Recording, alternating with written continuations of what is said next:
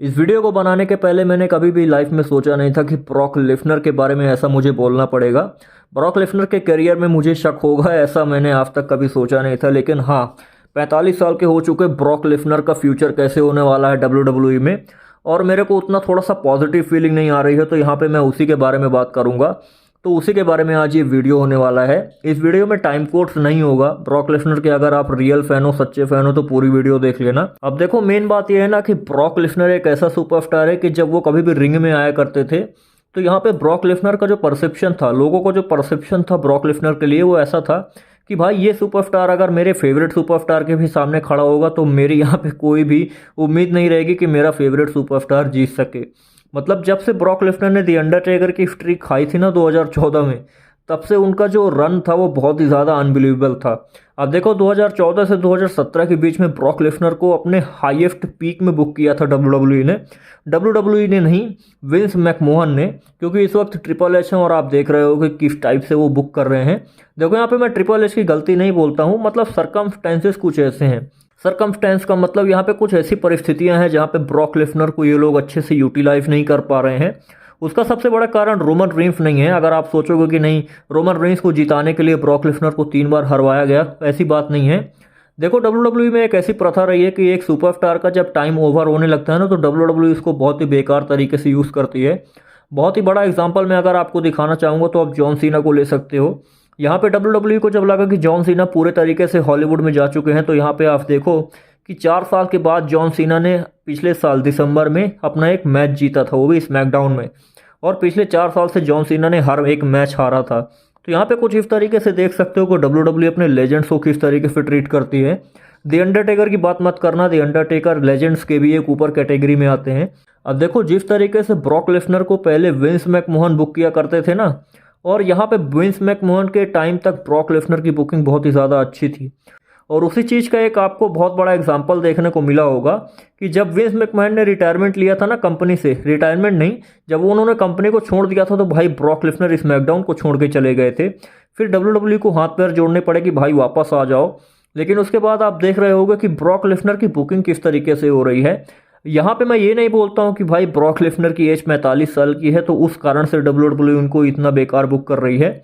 और मैं तो बोलता हूँ कि हाँ देखो, ये बहुत ही ज़्यादा बेकार बुकिंग है, क्योंकि WWE में अगर आप करंट में सुपरस्टार्स को देखो, रोमन रेंस के अलावा और ऐसा कौन सा सुपरस्टार है जो आपको सबसे ज़्यादा प्रभावित करता है? मतलब ऐसा कौन सा सुपरस्टार है जो जिसको आप देख के बोल सकते हो कि हाँ, ये इसके आगे चैंपियनशिप कैरी कर सकता है, रोमन रेंस के आगे ये चैंपियनशिप कैरी करके कंपनी को चला सकता है। और वहाँ पे एक सबसे बड़े सुपरस्टार थे ब्रॉक लेसनर। सबसे बड़ी बात यह है ना कि ब्रॉक लेसनर की हिस्ट्री कुछ ऐसी है ना जो बाकी के सुपरस्टार कभी मैच नहीं कर सकते। सबसे पहले जिस तरीके से उन्होंने WWE चैंपियन थे 2002 में, उसके बाद भाई उतने ओवर कॉन्फिडेंस में आके उन्होंने WWE छोड़ा, उनको फुटबॉल खेलना था। अब उस टाइम पे भी WWE ने बहुत ही अच्छा बुक कर रही थी, उनको चैंपियन बनाया, द रॉक को हरा के वो चैंपियन बने थे। और जिस तरीके से उनको पैसे मिल रहे थे ना, तो पैसे की चिंता ना करते हुए, अपने रेपुटेशन की चिंता ना करते हुए, ब्रॉक लेसनर को सही नहीं लगा और ब्रॉक लेसनर ने फुटबॉल खेलने का डिसीजन लिया। कंपनी उन्होंने उस दिन छोड़ दी। अब जब फुटबॉल में उनको सक्सेस नहीं मिली तो ब्रॉक लेसनर का एटीट्यूड कुछ ऐसा था कि वो WWE में वापस नहीं आने चाहते थे। उन्होंने UFC में अपने हाथ आजमाए और UFC में पहले मैच में उनको हार मिली थी। मेरे को बहुत ही अच्छे से याद है, जब मैं उस वक्त मैचेस को देखा करता था, मैंने 2008 में WWE देखना शुरू किया था, मैं UFC भी देख लिया करता था उस वक्त। ब्रॉक लेसनर ना अपना पहला वाला मैच हारने के बाद एक बार फिर से वापस गए, उन्होंने भयानक तरीके से ट्रेनिंग की और भाई UFC में उन्होंने इतिहास बना दिया। बहुत सारे लोग ऐसा बोला करते थे कि एक WWE से निकल के एक ऐसा रेफलर आ रहा है, रेफलर कभी भी UFC वालों को टक्कर नहीं दे सकता। और भाई ब्रॉक लेसनर ने चैंपियनशिप जीती। चैंपियनशिप जीतने के बाद 2 लोगों से उन्होंने चैंपियनशिप डिफेंड भी की। आई थिंक उन्होंने रैंडी कोटोर को हराया था और एक और किसी सुपरस्टार को हराया था, मेरे को नाम नहीं याद आ रहा है। और उनको UFC में केवल 2 लोग हरा चुके हैं, एक तो वो है वो एलिस्टर ओवरीम और केन वेलास्केज। तो 2 लोगों ने केवल ब्रॉक लेसनर को हराया है और बाकी के सारे मैचेस में ब्रॉक लेसनर को जीत मिली है। तो हाँ, मतलब देखो, कुछ इस तरीके से गोल्डन कैरियर बनाया ब्रॉक लेसनर ने UFC में। UFC से लौट के आते हैं ब्रॉक लेसनर 2012 में और एक बार फिर से WWE में वापस आए। और वापस आने के बाद जॉन सीना के साथ जिस तरीके से उनकी स्टोरी लाइन चली थी ना, वो तो एकदम अनबिलीवेबल था। देखो, मैं एक चीज़ जरूर बोलना चाहता हूँ कि जॉन सीना बहुत बार अपने आप को सेक्रीफाइस कर चुके हैं ब्रॉक लेसनर के सामने। मतलब आज तक केवल ब्रॉक लेसनर से जॉन सीना ने केवल 2 मैचेस जीते हैं, एक ट्रिपल थ्रेट वाला मैच जीता था जॉन सीना ने, उसके पहले भाई केवल एक्सट्रीम रूल्स में जॉन सीना ने मैच जीता है। अब यहाँ पे मैं बात करता हूँ ब्रॉक लेसनर के फ्यूचर की। अब अगर आप लोगों ने टाइम कोड के हिसाब से इस वीडियो को डायरेक्ट स्किप करके फ्यूचर ऑफ ब्रॉक लेसनर वाले टाइटल में मतलब अभी यहाँ पे टच किया है ना, तो एक बार पीछे देख लेना, मैंने कुछ अच्छी बातें की हैं। तो ये वाला पार्ट आपको थोड़ा सा और भी ज़्यादा अच्छा लगेगा, मतलब आप कनेक्टेड फील करोगे। अब देखो ब्रॉक लेसनर के फ्यूचर की अगर मैं बात करता हूँ ना, तो मेरे को नहीं लगता कि ब्रॉक लेसनर अब पहले के जैसे कभी भी बुक किए जाएंगे। जिस तरीके से ब्रॉक लेसनर की बॉबी लैशली के साथ स्टोरी लाइन चल रही है ना, तो यहाँ से मैं एक चीज़ बता सकता हूँ कि भाई WWE किस तरीके से ब्रॉक लेसनर को इस वक्त अब ट्रीट कर रही है और आगे करेगी। देखो रोमन रेंस के बारे में मैं नहीं बोलना चाहता हूँ, रोमन रेंस की स्टोरी लाइन को हटा दो। रोमन रेंस अपने करियर में पीक में चल रहे हैं और WWE का ठीक है कि मतलब वो रोमन रेंस को लेके चलना चाहती है। रोमन रेंस ब्रॉक लेसनर से ज़्यादा डिलीवर कर सकते हैं। जहाँ पे ब्रॉक लेसनर 2 या 3 साल एक्टिव रहने वाले हैं आगे, उसके बाद 1 या 2 साल के बाद फिर वो रिटायरमेंट ले लेंगे। मतलब 45 साल के हैं वो, 50 साल में तो रिटायरमेंट हो ही जाएगा उनका। तो यहाँ पर रोमन रेंस के पास 10 से 12 साल बचा हुआ है, तो ठीक है WWE उनको सिक्योर करना चाहती है। तो रोमन रेंस अगर ब्रॉक लेसनर को 3 से 4 बार हरा दे तो यहाँ पे मैं मान सकता हूँ। लेकिन अगर आप देखोगे ना कि बॉबी लैशली जैसा सुपरस्टार जब ब्रॉक लेसनर को टक्कर देने लग जाए, तो यहाँ पे आप जान सकते हो कि WWE किस तरीके से ट्रीट करती है। अब देखो no disrespect to Bobby Lashley, मैं बहुत ज़्यादा भरोसा करता हूँ बॉबी लैशली के ऊपर और मैं हमेशा से चाहता था कि भाई बॉबी लैशली एकदम डोमिनेट करे। लेकिन यहाँ पे बॉबी लैशली के सामने सुपरस्टार कौन खड़ा है, ब्रॉक लेसनर। इन दोनों की प्रोफाइल एक बार मैच करके देखना कि हिस्ट्री में इन्होंने क्या कुछ उखाड़ा हुआ है। दोनों MMA के रेसलर हैं, लेकिन यहाँ पे कितना इम्पैक्ट दोनों का रहा अपने अपने प्रोफेशनल स्पोर्ट्स इंडस्ट्री के लिए, तो वो आप जान सकते हो। अब मेरे को ऐसा लगता है ना कि ब्रॉक लेसनर को WWE चैंपियन मटेरियल के हिसाब से नहीं देखती, वो उन्हें केवल ऐसे देखती है कि ये एक ऐसा सुपरस्टार है जो आके तोड़ फोड़ करेगा, उसके बाद इसका काम खत्म। तो यहाँ पे देखो लॉन्ग स्टोरी लाइन में WWE उतना बुक नहीं कर रही है जितना मेरे को लग रहा है।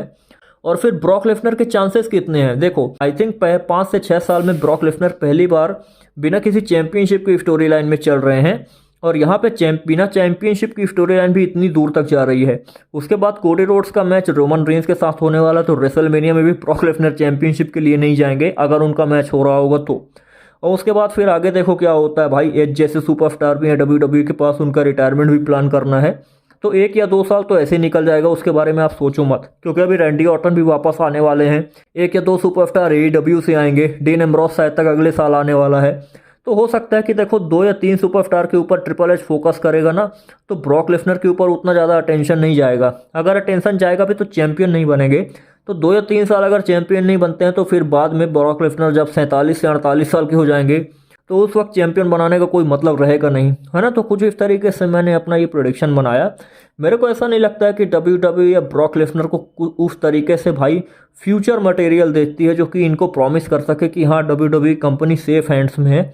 मतलब मैं ये नहीं बोल रहा हूँ कि भाई ब्रॉक लेसनर 2 मैच हारने के बाद, बॉबी लैशली से पिटने के बाद एकदम बेकार हो गए हैं। यहाँ पे मैं ब्रॉक लेसनर का फ्यूचर प्रेडिक्ट कर रहा हूँ। और आप खुद सोच के देखो, जब इतने सारे सुपरस्टार लाइन से लगे हों, यहाँ पे अभी सेमी ज़ेन की रेसलमेनिया में रोमन रेंस के साथ स्टोरी लाइन चलेगी, कोडी रोड्स की भी साथ में चलेगी। उसके बाद हो सकता है कि ब्लड लाइन वाली स्टोरी लाइन थोड़ी सी और लंबी चले। 2 चैंपियनशिप अगर अलग अलग हो जाती है, तो यहाँ पे कोडी रोड्स वर्सेस फिर एज हो सकता है, अथवा रैंडी ऑर्टन वापस आने वाला है तो उसकी भी अलग से स्टोरी लाइन चलानी पड़ेगी WWE को। उसके बाद फिर अगले साल AEW के कुछ सुपरस्टार वापस आएंगे, डीन एम्ब्रोस का कॉन्ट्रैक्ट खत्म हो रहा तो भाई वो आ सकते हैं। तो यहाँ पे देखो बहुत सारी चीज़ें हैं जो एग्जिट करती हैं WWE में। और यहाँ पे उस हिसाब से मैंने बोला कि भाई अब देखो ब्रॉक लेसनर के ऊपर अटेंशन कितना रहेगा, खास करके ट्रिपल एच है भाई ये WWE में, ये सबसे बड़ी बात है। विंस मैकमैन नहीं है कि भाई विंस मैकमैन किसी एक सुपरस्टार को टॉप में रख के अपनी कंपनी चला दे। ये ट्रिपल एच है यहाँ भाई, ये NXT के सुपरस्टार को भी उतना ही चांसेस देते हैं। तो उस हिसाब से मैंने बोला कि भाई ब्रॉक लेसनर का फ्यूचर अभी थोड़ा सा डार्क में जाते हुए मेरे को दिख रहा है। और मेरे इस वीडियो से आई होप आप समझ गया होगा कि मैं क्या कहना चाहता हूँ। अगर यहाँ तक देख लिया इस वीडियो को बिना टाइम लैप्स के, तो भाई बहुत ही बड़े लेजेंड हो तुम, मेरे दोस्त हो। और वीडियो को देखने के लिए बहुत बहुत धन्यवाद।